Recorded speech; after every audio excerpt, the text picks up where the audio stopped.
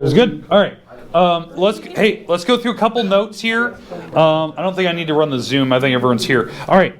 Here's what we're going to do first. We're going to go through our semester test. You can keep these. I want to do that real quick. This is going to be like the fastest review you've ever seen. Some good scores, but I still want to go through it because I think it's only fair. What's the average? 99. No, I think average was out of 65. I think the average was like 61 or something like that. Yeah, that's There's some good numbers. There were some that went a little bit lower and that drove down the average a little bit. 45. But It wasn't this time, guys. so there's some good numbers. Is Erica? She's done. Yeah, it's all Yeah. yours. Can you imagine that's my student? I think you'd be proud. All yours. What'd you get, Jake? This class. I had a mental breakdown and I didn't know how I to did do way it. better than I thought for. These are good tests for everybody. That was Got a good. 46. I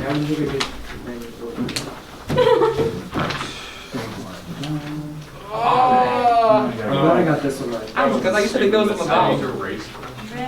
I want to know what It was very long. I just had to describe what you were doing. God, I'm an idiot. I was like, hey, Did you see this black notebook? If I would have stopped by now, If I would have held my note card by my chest instead of down by my side, I would have got 200. I thought the longer it was right. What'd you get? I got one. Oh, you stupid mistake. I'm an idiot. I think you're pretty good. That is too high. So it was why it was dropped down because I held my note card by my chest. Okay. Hey. I told mine that was very. Okay. Okay. Hey. I need to pay attention up here. Let's go through these really quick. After we're done, I'm going to intro, or I'm just going to do a rough, quick introduction. What our next unit's going to be. It's a very, very, very short unit. I think it's 4 sections. It's quick. We'll have a test in 2 weeks or so. It's quick. The next units we're going into after that one are significantly longer. But this unit we're in right now is it's pretty quick. It's basically the uses for why we have derivatives. It's kind of what everyone's kind of been waiting for. Is like, why do we even have a derivative? What do we use it for? This is kind of the unit. It's like a super quick introduction to it. There's going to be some story problems in there, but not like mentally like super difficult ones. Just practical stuff we can use it for. And that's what I would use it for anyway. I want to do the review of the semester test first. Then after we're all done with just like the brief introduction, I do want to talk about the class outline today and then hand back some of the practice guides and stuff so you can have all your papers back. Pretty chill. So, pretty chill today. It's pretty nice little day, but I want to get through stuff quickly, so I want you to pay attention. So, let's kind of walk through this here. Okay, I'll zoom in so you guys can see this. All right. It's out of 65 points total. So, out of the 65, the first one, you had to graph the parallel and perpendicular. I know a lot of you did a really nice job. You even graphed the original. That's great. I just required that you graphed both the parallel and the perpendicular one. I didn't require the original one. So the original equation, as you can see here, I rearranged it to get the 3/1. That's really all I needed. That's my slope. So when I went to parallel, I just have to use that same slope here. And then the coordinate that I'm using is the -4 and 2. And I'm plugging that in over here, and you can see what I'm doing there. I'm plugging that 4 and 2. And when I graph it, I start at -4, 2. I go up 3/1, up 3/1, and you can see my parallel line here. It's parallel to the original, because the original was going like this direction over here. It was parallel to it. I was thinking wrote it right and graphed. All right, now, the perpendicular, this slope had to flip over. It has to be the opposite reciprocal. So it has to be the opposite sign, and the reciprocal means you flip the fraction over. So instead of 3/1, it's 1/3. That's why I wrote it as 3/1, so I knew I could flip it over later. Okay, and then when I graph it, I'm starting at the same dot, but I'm going down 1/3. That's probably the most common goofy mistake that I saw, was just this perpendicular wasn't going the right direction. A lot of people had it going down 3/1. Yeah. Like that type of thing. Stupid. Yeah, it was just silly little mistakes, but overall, not bad. I think most people kind of knew what they were doing. They just, if they had extra time to kind of look at it, you probably would have saw your mistake there. All right, number 2. I just took the log of both sides. I dropped the x out front. I divided the log 12 over, which is just a decimal. So log 24 divided by log 12 is 1.72. Now, some of you have really nice scientific calculators, you could have typed this thing in like this in your calculator if you have the option where you can enter in like little boxes, because you don't have to put like the log on the bottom, log on the top. This 12 would just go up and become the base of that top log. That's if you have that special type of calculator that allows it. I think some of you actually do in here. I don't. I had to type it in exactly how you see it here to get the 1.2, okay, or 1.3 if you round it. Now, for the next one, I divided the 6 over first to get e by itself. You can see it there. I took the natural log of both sides. That way the x plus 5 can drop out front. So that's what you're seeing here. And then the natural log of e is 1, so it just went away. Because 1 times x plus 5 is just x plus 5. And then I subtract the 5 across. Now this is where some people got in trouble. You didn't close the parenthesis here, so it would give you a different number. Or I saw one really bad mistake where somebody actually took 9 minus 5 and wrote the natural log of 4.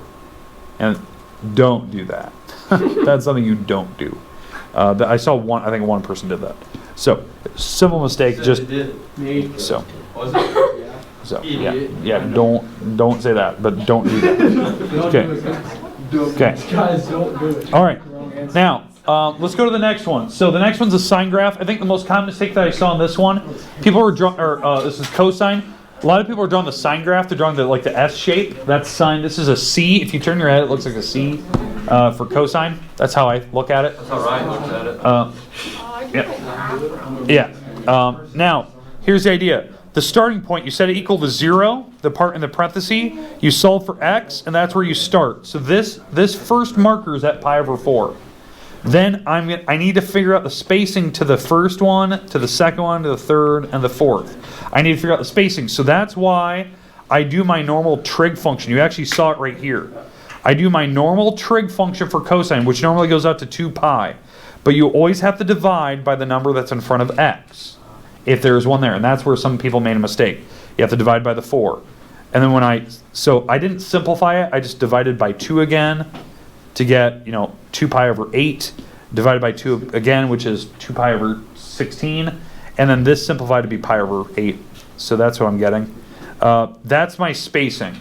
So that's why you're seeing, like, on all my problems, I'm adding pi over 8, add a pi over 8 again, add a pi over 8 again, add a pi over 8. Some of you did a really nice job of, like, simplifying those. You actually added them. I didn't require that you had to do that.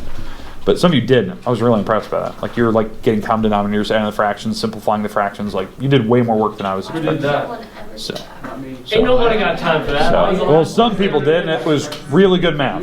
So, Who did it? Did the captain do it? It's Captain. Of course he did. Of course he did. it was good. I was impressed. All right, let's move on. Did you get extra credit points for that? No, he didn't. All right, so.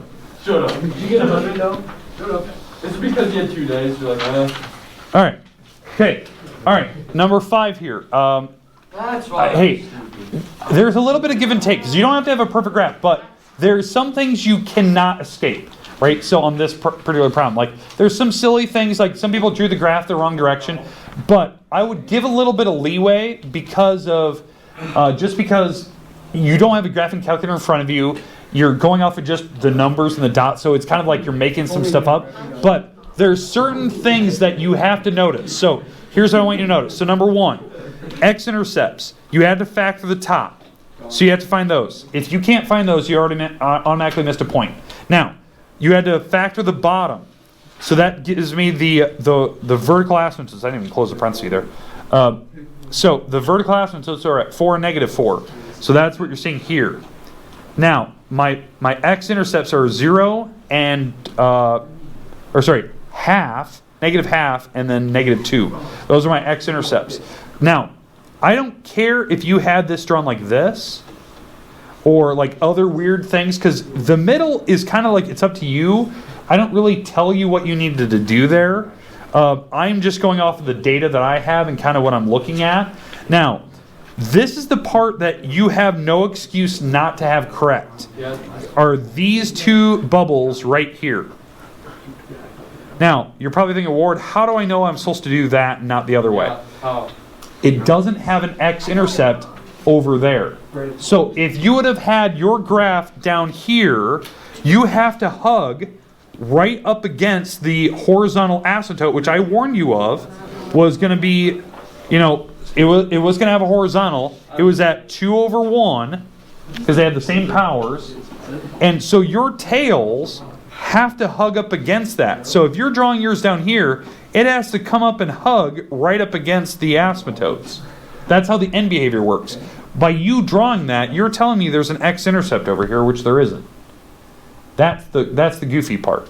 So that's the part where it's inexcusable. So you have to you have to see that you can Absolutely.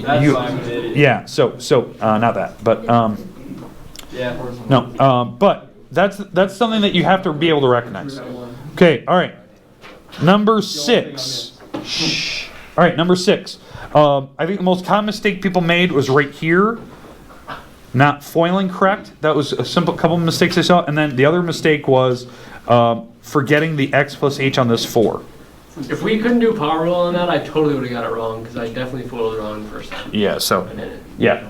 So, yeah, power rule is there to help you. And I kind of warn you that on the review days. Like, if you do power rule, you should know what you're going to get.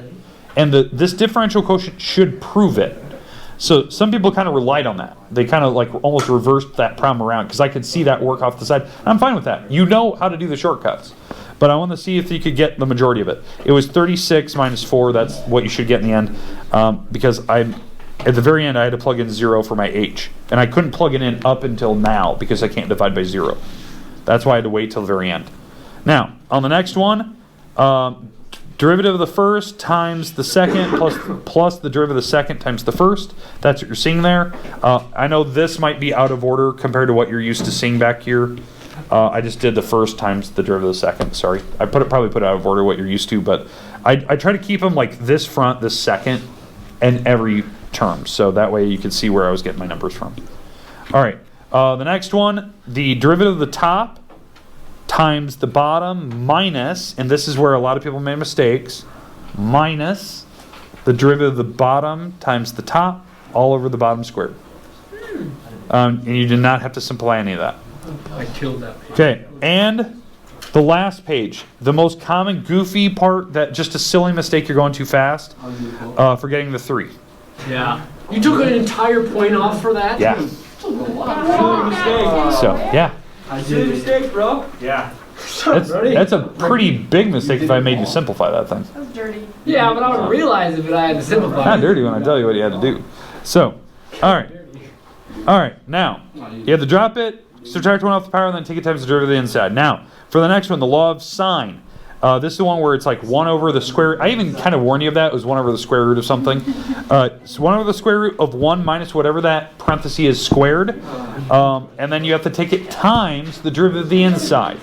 So this is the part that most people just forgot. They just forgot to put this part in the back. Or they put it on the bottom by accident. It has to be on the top because you're multiplying it to the top. But simple mistakes, that's the trig function. I kind of warned you it was going to be an arc, something. Now, the raised format. You do have to write your paragraph. I do want to see some type of paragraph, and I was kind of looking over just general, like, did you have the basics? Did you talk about, like, long division? Did you talk about synthetic?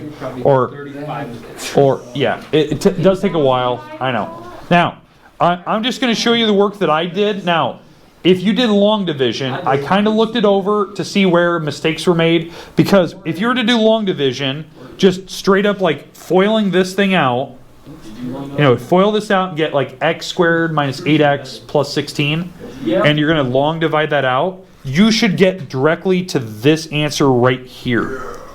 Yeah, it was horrible though, because I kept messing up. Yeah, that was a bear. That's why I kind of warned you on the practice test day. It was like, I would probably do synthetic if the numbers are easy, and that's why I had to practice that, because I knew how long it was going to take. Now, and by the way, this problem was directly off that little practice guide I gave you. It was the one that Vanessa even brought up during class. She's like, "Hey, what can you do synthetic with the one if it repeats twice?" Yes, and that was this problem. That's why I purposely. So you wanted us to use synthetic division?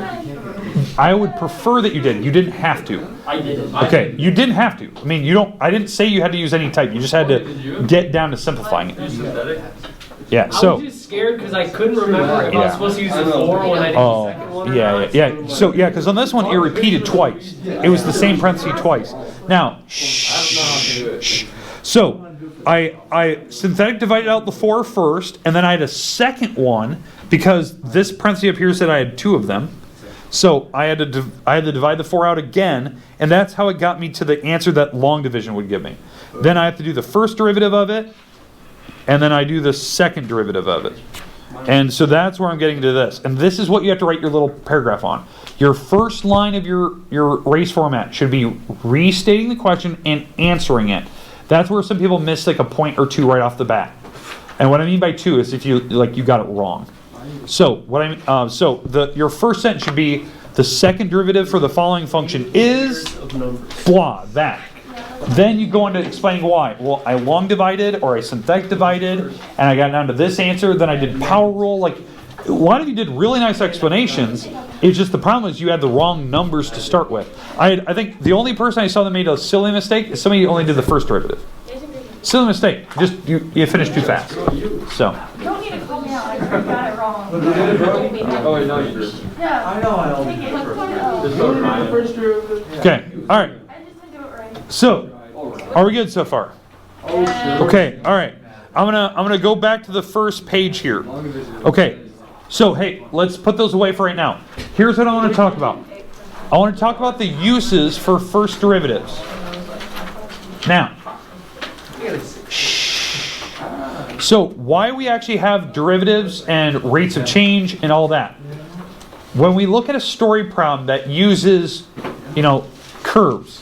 So like a parabola in terms of like profit. If we have a parabola that represents profit, like you have some profit on, some data plan where you have a bunch of money capital, you spend a bunch to get all your product, then you start producing and you start making money again, right? It's the ultimate business model. You never want to dip into below zero. Maybe you have to borrow loans, you would be technically in the red. And then you start making profits. Well, the idea is what a first derivative would do, it could figure out, if you log some data, it could figure out when you're going to hit that minimum. Like when are you going to run out of money? Or when are you going to hit that lowest point in your inventory before you start going back up again? Because it starts to see the trend in data. Or you look back at like what they call a critical point when your business model changed. That's what we're looking at. So we're looking at first derivatives, second derivatives in this next unit. After this unit, we're moving on to something completely different, not derivatives. It's called an antiderivative or an integral. That is way different. I wait till the second semester to do it.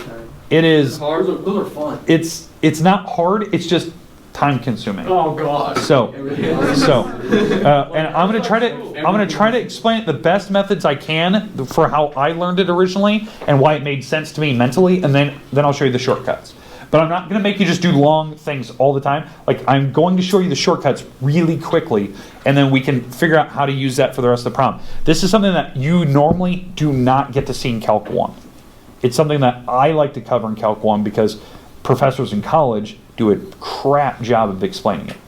And I want to give you my way of doing it so that it will make a lot of sense. So why do high school teachers hate college professors and college professors hate high school teachers? Why? Well, college professors want every high school student to like have mastery of Calc 3 entering college, and like it's not practical. And so they're always mad at all the students coming in like, your teachers didn't do anything. You don't even know how to derive a formula for this tank. And it's like, no kid's going to know that because they're in high school. And then the problem is that I have a problem with professors in college because they're so stupidly smart that they're actually idiots because they can't teach anything. They're brilliant, but they're so messed up because of it that they can't teach you how to do a simple task. Is that why you're a high school teacher? Because you don't want to be like that? Yeah, they're just dumb. I call them smart. it just infuriates me when I go to a college lecture and I hear the professor up there rambling. It's like, you're an idiot. Just show them a stupid, simple task. You go to lectures for fun? No, it's just like like I have to take college credit still. Like I have to always have continual credit. Well, and I listen to a professor talking about math. I'm like, you're an idiot. Just explain it differently. So you just like want to go up there and teach? Yes, all the time. Now, anyway, let's move on to what we're going to be doing now. I So think colleges need to start hiring professors based off of their teaching abilities rather than their mental capacity. that's what I'm talking about. All right, now let's move on. So now this is just a quick highlight of things I want to talk about. Okay, so